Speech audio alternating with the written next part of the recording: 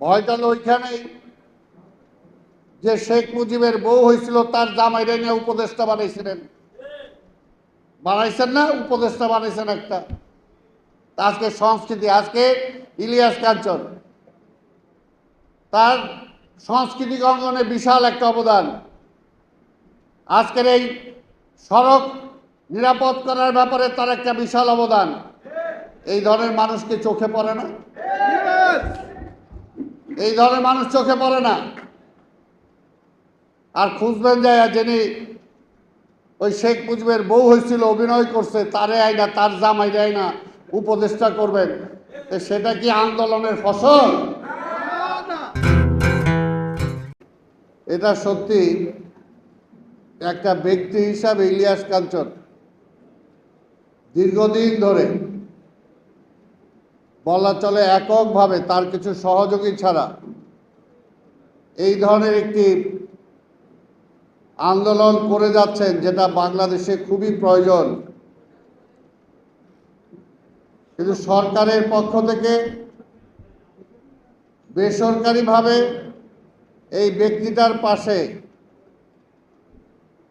জাতীয়ভাবে যেভাবে দাঁড়ানো দরকার ছিল, আমরা কিন্তু সেইভাবে দাঁড়াতে পারি নাই।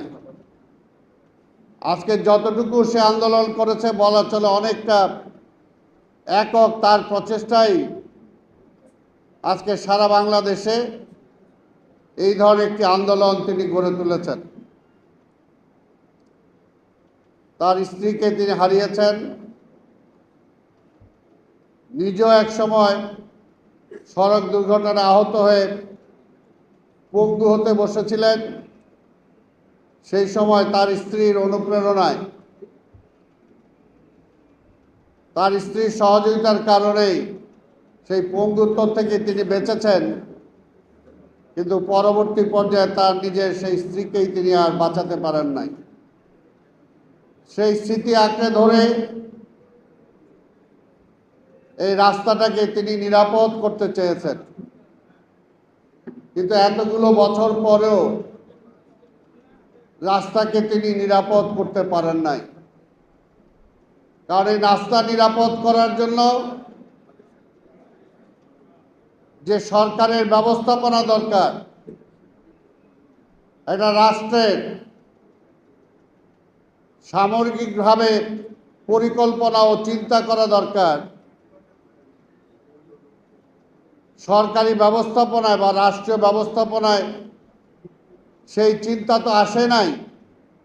উপরন্তু আমরা দেখেছি রাষ্ট্রের বিভিন্ন মন্ত্রীরা ইলিয়াস কাঞ্চনকে বিদ্রূপ করেছেন, অনেকে অনেক সমালোচনা করেছেন।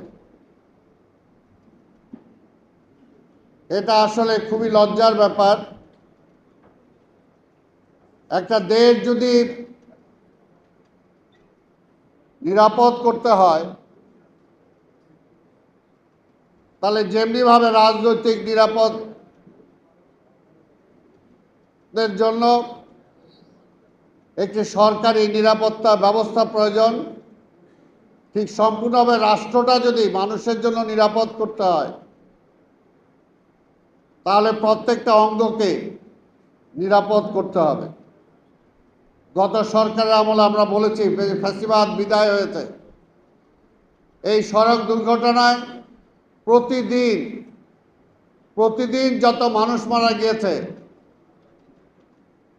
একটা আন্দোলনও এরকম এত মানুষ মারা যায় না। কিন্তু সেই ব্যাপারে কিন্তু আমরা সরকারের কোনো দৃষ্টি দেখি নাই। সেটাকে কিভাবে সংশোধন করা যায় সেটাও দেখি নাই।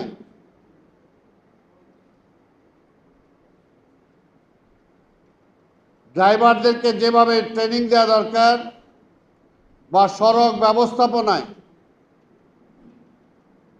যে আধুনিকতা আনা দরকার, বা বাংলাদেশের যোগাযোগ ব্যবস্থায়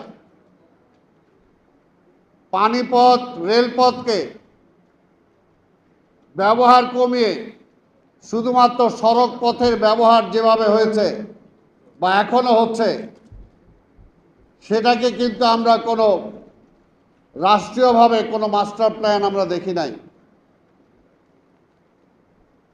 প্রতিটা দিন সড়কের উপর প্রভাব বাড়ছে, গাড়ি বাড়ছে, আর প্রতিটা দিন নৌপথে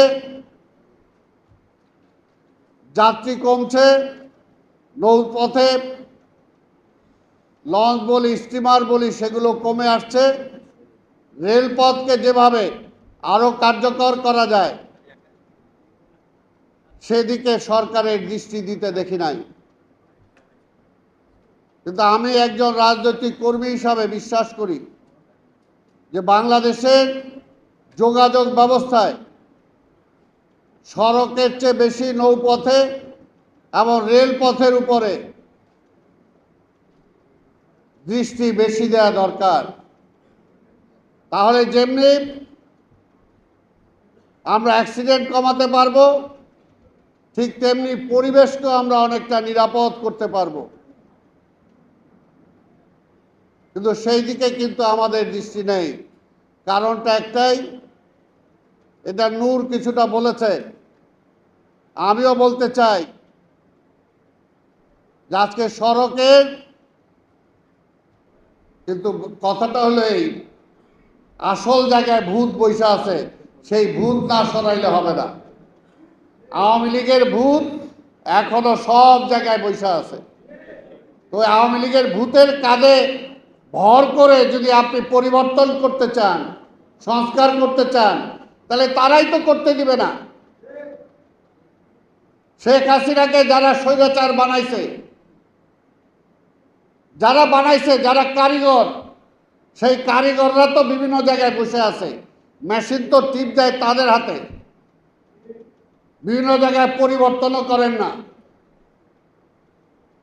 15 বছর, 16 বছর, 18 বছর শুধুমাত্র বিএনপি কখন সে ছাত্রদল করত, এই কারণে প্রশাসনে তাকে রাখা যাবে না, তার চাকরি বিদায় করে দিছেন, তার প্রমোশন হয় নাই, তাকে ট্রান্সফার করে দিছেন, তাকে ওএসডি করে রাখছেন। এখন পর্যন্ত তাদেরকে চাকরিতে ফেরত দেওয়া হচ্ছে না। মনে করে যে বিএনপি যদি চলে আসে,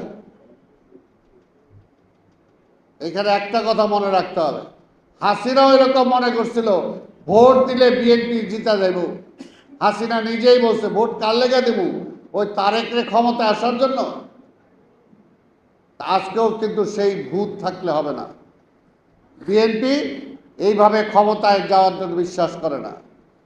আজকে নূর বলেছে জাতীয় সরকার, আমরা তো বলেছি, আমরা এখনো বলি, আন্দোলন আমরা যারা একসাথে করেছি, নির্বাচন একসাথে করব, নির্বাচন পরবর্তী পর্যায়ে সবাইকে নিয়ে আমরা সরকার গঠন করব।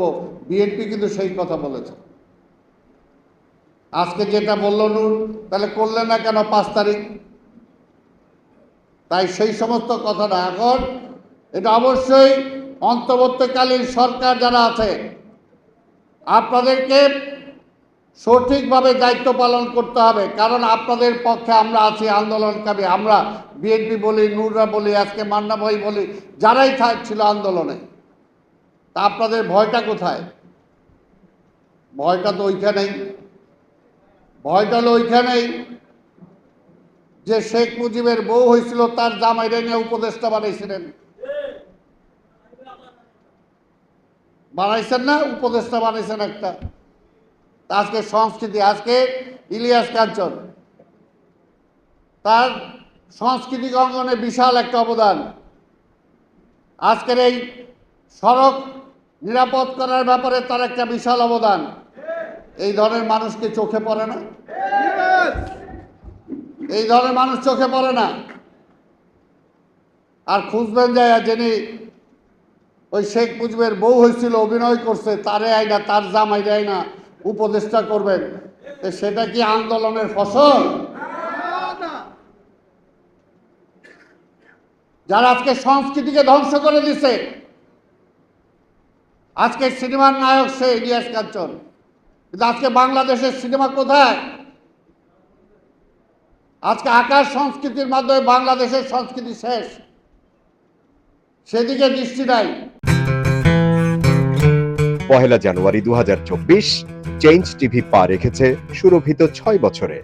সবার প্রতি নিরন্তর শুভেচ্ছা। সেন্স টিভি প্রতিষ্ঠা বার্ষিকীতে আমরা এদেরকে ধন্যবাদ জানাই। সেন্স টিভিকে উত্তরোত্তর সাফল্য কামনা করি। আর সাথে সাথে আমরা বিশেষ করে এদেরকে অনুরোধ করব যেন তারা দেশের পক্ষে এবং বাংলাদেশের জনগণের পক্ষে, ইসলামের পক্ষে, হকের পক্ষে, সত্যের পক্ষে তারা যেন সুন্দর পরিবেশন করতে পারে এই আশাবাদ ব্যক্ত করি। চেঞ্জ টিভিকে আমি তো মেলা দিন ধরে দেখছি। চেঞ্জ টিভি যতদূর সম্ভব বস্তুনিষ্ঠতার সাথে কাজ করছে এবং এই জন্য চেঞ্জ টিভির ভিউ আরও অনেক বেড়েছে, অনেক। আমি নিজে যে অনেকগুলো সভা করে মানে এখানে ইন্টারভিউ করেছি, কোনো কোনো ক্ষেত্রে আমি দেখেছি মিলিয়নের মতো হয়েছে ভিউ, মানে অন্য কোনো জায়গায় এত হয় নাই। আমি মনে করি চেঞ্জ টিভি ভালো কাজ করছে। প্রচণ্ড চাপ আছে, তার মধ্যেও চেঞ্জ টিভি যদি তাদের এই নিষ্ঠতা রাখতে পারে তাহলে এটা আরও ভালো করবে। আমি তাদের সাফল্য কামনা করি।